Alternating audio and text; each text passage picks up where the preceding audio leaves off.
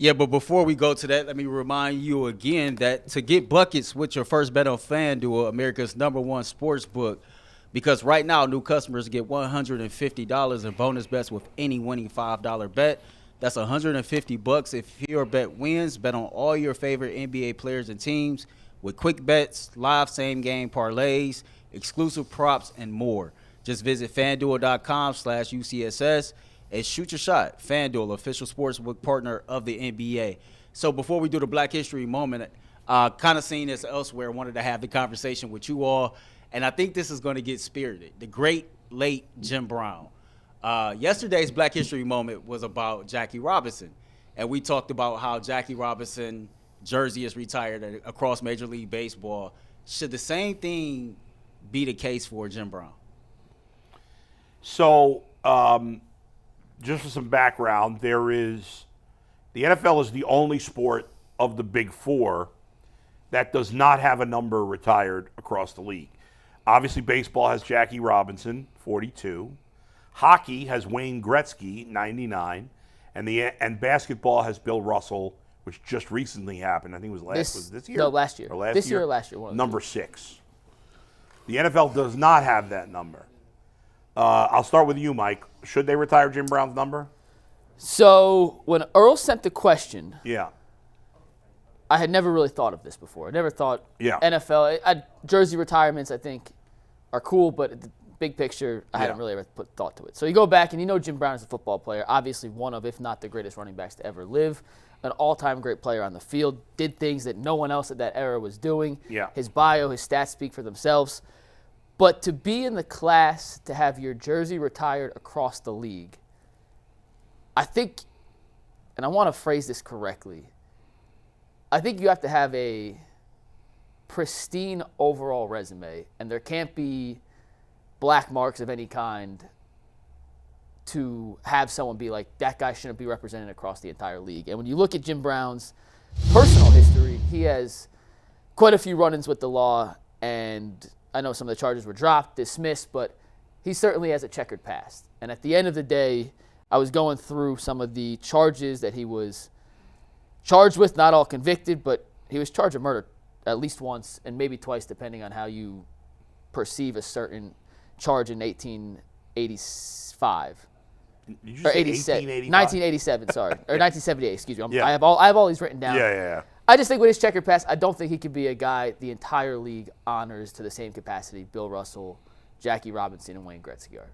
It's not because of the player. It's because of his off-the-field run-ins with the law. I just don't think you could have – I think it's right how the Browns have his number retired. Yeah. But league-wide, I just don't think you could have that kind of past off the field and have it be something that the entire league honors moving forward. Go ahead. I think fair or not. That's just how I feel. think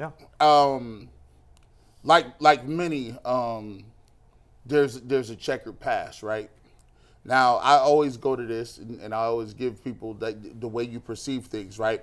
People talk about Michael Jordan being a great leader, and then you go back and you look at it and be like, well, it was how good it was a leader. He had let Dennis Rodman go to Vegas and told Phil Jackson he was going to do it. He didn't back Scottie Pippen, who was the second best player in the contract dispute.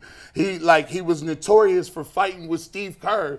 And Steve Kerr was the nicest dude in the world. He talking about his he was flawed too. Yeah. So he's a flawed guy. But Michael Jordan's impact on the game, it will. But his number's not retired. It's not retired. I think eventually it will get there. I think that's a thing that'll happen. Yeah. Just like I can look at George Washington, right? And I can say, well, George Washington owned slaves, but George Washington was the father of this country. He helped put in the Declaration of Independence. He helped it with the Constitution. His impact can't be quantified based on just one or two things. You got to take the totality. So to say, if I say, all right, well, we got to get rid of George Washington, people will say, well, you really can't do that. You can't tell the history of America without George Washington. I don't think you can't listen and say the story of the NFL without Jim Brown.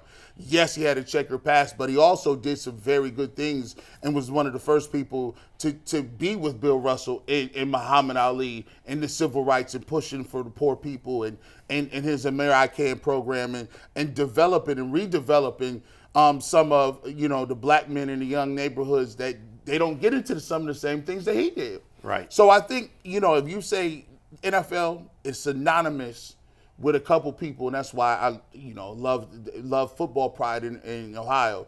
You got Mary Motley, you got Paul Brown, you got Jim Brown. You can't tell the story of the NFL without those guys. So yes, I do think they should retire his jersey. But I also think that they should bring to light some of his mistakes as well as some of his great things that he's done. I think everyone has a past, and I think it's all about how you share and the lesson you get from it. By the way, speaking of former presidents, no, I'm not talking about Trump. Believe it or not. There's a clip from a few years ago of Chris Mad Dog Russo, who now is on my nerves most of the time, and Chris Christie, who I'm not a giant fan of, but at least he's keeping it real now, of the two of them debating the top 10 presidents of all time from a few years ago. It's hilarious. They're talking about it like they're players, like they're baseball players. Yeah, right. It's really funny. Number 2 on presidents, one of my all-time favorite presidents who gets no recognition is John Adams, the second president of the United States, and he did not have any slaves. Right. He did not believe in slavery.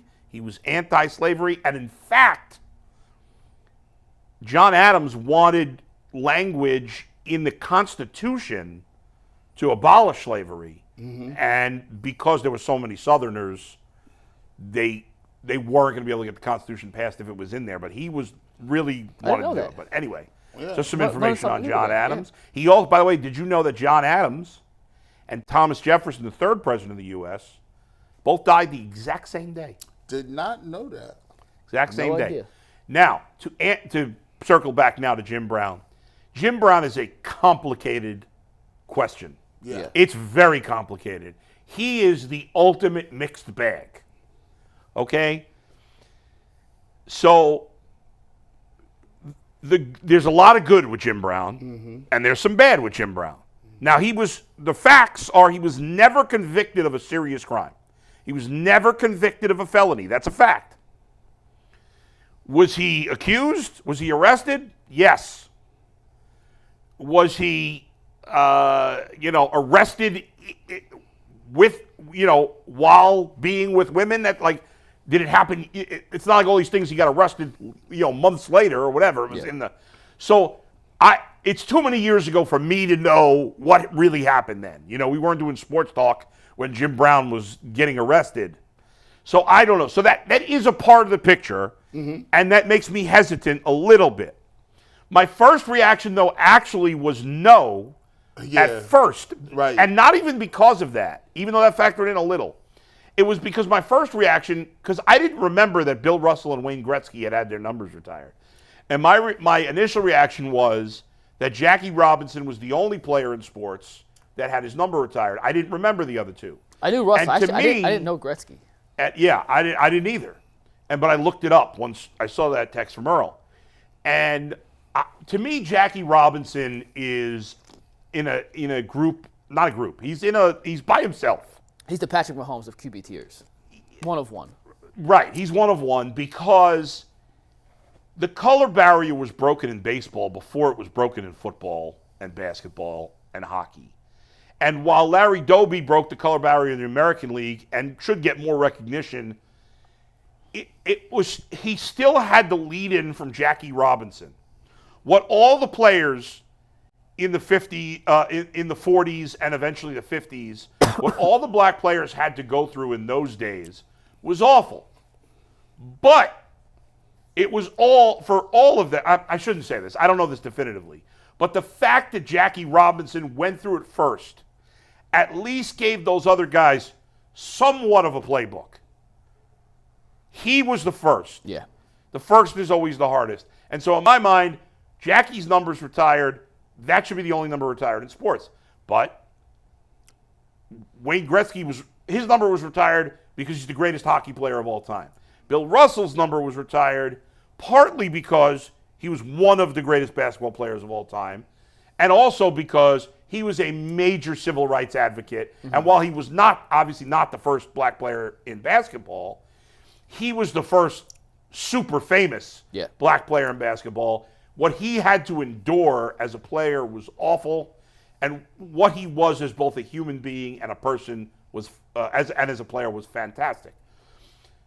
And so when I look at Jim Brown, I'm like, well, Jim Brown is kind of in a way the Bill Russell of football. He wasn't the first black player in the NFL, but he's the most famous first black player in the NFL. And one of the first black players to speak openly. You could watch about race. You could talk. He debated the governor, I believe, of it was either Georgia, Mississippi, or Alabama. Debated him on live television, and I went back and I was astounded at how intelligent he was and showed so much poise. Right. Even when this guy was sitting up here saying the craziest racist thing in the world. Exactly. But he was highly intelligent. He acting. So in the end, I would say yes, not that he's without flaws.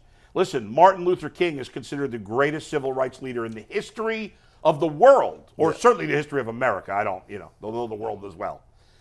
And he wasn't without flaws. There's a lot of great people in this history of this country that did some not great things. But sometimes, I don't even want to say overlook. Sometimes you got to say, hey, I'm going to honor this guy and love everything about him, but I'm going to honor this guy. So in the end, I'm a yes on retiring 32 for Jim Brown. Go ahead, Earl. So just a couple things. I want to make sure that I'm careful with what I say and how we have this conversation. I do think this is a great spirited conversation, but I want to give proper credit to Creative Juice because he had a comment that's about to spark what I'm about to say. We're talking about some of the allegations against Jim Brown, right? Now, I'm not saying if all of them are true or not, but we do know that this man played a significant role in the civil rights movement, right? He was a civil rights activist. Bull, you're a fan of the show Godfather of Harlem. And I remember a couple seasons ago when Malcolm X's wife, Betty, got the letter about Malcolm sleeping with Elise. And he says sometimes they will tell lies on me just to discredit me. Is there any chance that some of these things that he had alleged to be done can be in the same light? Because he was so vocal at that time. 100% true. I mean, listen, I'm not the authority, of course, on the black experience of the 1940s and 1950s. I'm not the authority on the black experience of 2024.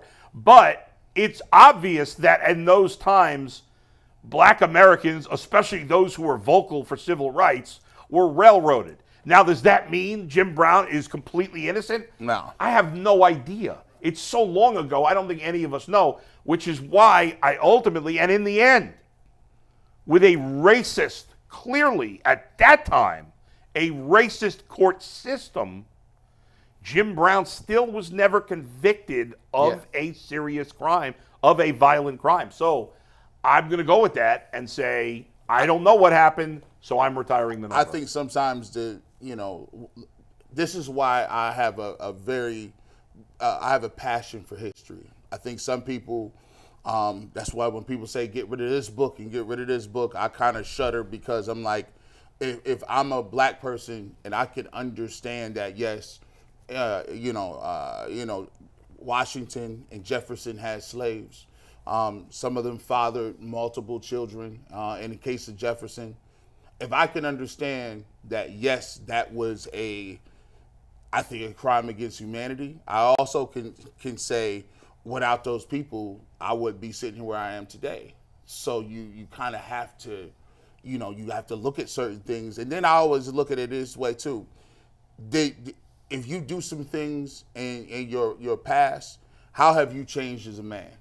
Right? I'm sure Jim Brown in his conversations with the youth, he tells them like, look, I did some things that, hey, I'm not very proud of, but it's all about turning a new leaf and being about what you are today. And I think in America, that's the best thing about America is like you can have redemption.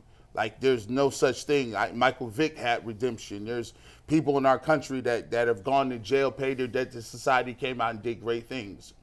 So I think that's one of the situations. All right, so G, what you just said, I'm speaking directly to you, right? You a spiritual brother. That's called like being a disciple, right? That's what he was. Because like my grandmother used to teach me all the time, like all of God's disciples was gangsters. They was not in the church. Meaning you got to go through some stuff. You actually got to be out here in the trenches making mistakes, trial and error, in order to go back and teach and to educate. If you've never done anything wrong, if you've never been in no hard spot, how in the hell can you go to somebody else and try to tell them, hey, this is what you shouldn't do if X, Y, and Z occur? I think a lot of times, and when I'm on a set, you know, I speak to this point all the time, we forget that athletes are humans. And it pisses me off when somebody puts this unrealistic expectation that they are role models. 99% of the people don't know these people personally.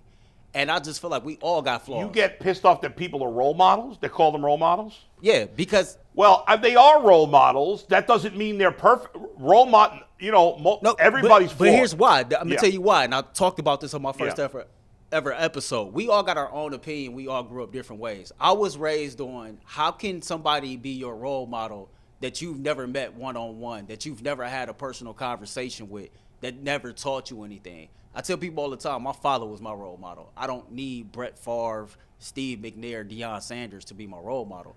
I just think that often, man, we forget we are all humans. All of us are flawed. All of us has made mistakes. And I get it. The perception, public perception is different. And it all depends, like, some of us are spiritual, some of us are not, right? And so depends on how you was raised and how you was brought up will always determine how you go about these things. The things that he was accused of, like, depending on what you believe, there is no difference between him being accused of assault than me and you going into a corner store and stealing some candy. Because once you get to the higher powers door, we're going to be judged the same way. Well, I'm not a religious person. That's why I said some of us are and some of us not. So this conversation is healthy. I mean, robbing a grocery store and beating up a woman, if that's what happened, is not the same thing. I don't look at it that way. I think G know where I was going with that. I don't think most people look at it that way. But I think I kind of even look at it, and I try to look at it from a standpoint of even what McNugget said.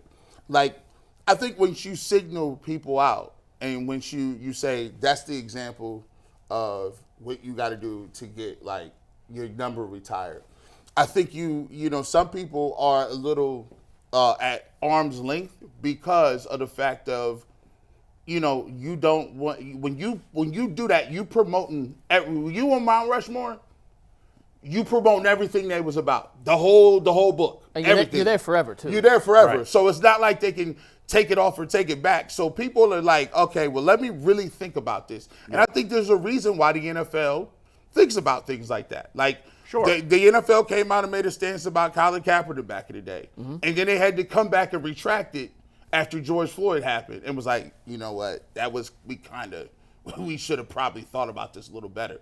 And I think the NFL, more than any other group of people, the NFL is the most popular league. The MLB has made different political moves or moves with steroids or keeping people out the Hall of Fame.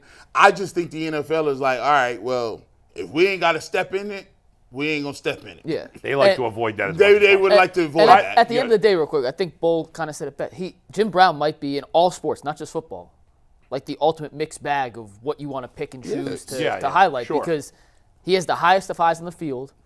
As a civil rights activist, the summit here in Cleveland, I mean, the iconic picture with Jim Brown and Muhammad Ali, like down the street. And tremendous we don't know, steps forward. and none of us know the truth about the off the field stuff. Exactly. And then we don't know what's real, what's true, what's not. You could read it. I was reading an article this morning when I was looking this up, and for 1 to 12 different reasons, charges were dropped. Juries acquitted him. He wasn't, like you said, ever convicted. But then you read some of the police reports, and it's like, that's open job. But then he wasn't convicted. So who the hell knows what to believe? It doesn't mean this is the case, but I could argue that a police officer, certainly in 1950 whatever or 1960, how do I know he was being honest? That's my point. I have no clue. I don't know he's not being honest, but I don't know that he is either. I have no clue what to believe. But I will say this one more thing on this. If you don't look to anybody famous as a role model, that's fine, Earl. I get, and that's cool. If your dad's your only role model, I got no beef with that. But I don't think it's fair to say nobody should look at famous people as a role model, because a lot of people do. And a lot of kids look up to athletes. And I don't think there's anything wrong with that. I think if you as an adult expect an athlete to live to a higher standard than yourself, that's unfair. But I don't think there's anything wrong with, like, when I was a kid, I looked up to guys in the radio business as sports radio was just starting when I was like a teenager, because I wanted to do what they did. My dad didn't do that. And so I looked up to them. So they were a role model. I didn't have higher standards for them as a human being. So I think you could separate that, like I think it's a thing that it just comes with the territory. Yes. Like when you are a public figure, there are going to be people who don't have an infrastructure, who don't have a solid family foundation, and they will emulate the things you do and want to do things that you want to do. I think that's just it's just part of the game. Like, it just comes with being a public figure. Now, like you said, it's different if you're a grown person. Now, as you get grown and you get older and you figure things out, like you should be like, hey, it's okay. You tell your son, hey, you can admire his skills on the floor, right? But there are certain things that you shouldn't do when you become older. Right. Yes. That he did. And we saw an All-Star weekend, like Sabrina Ionescu shooting against Steph Curry, and Caitlin Clark doing what she's doing. They're role models for thousands of little 100%. girls across the country. By the way, that Steph Curry the best part of was the best part of All-Star weekend. And I think Kenny Smith is totally wrong saying she should have shot from the women's line. I love that she shot from the men's line. We talked about that. We talked about it. And by the way, she lost by one shot.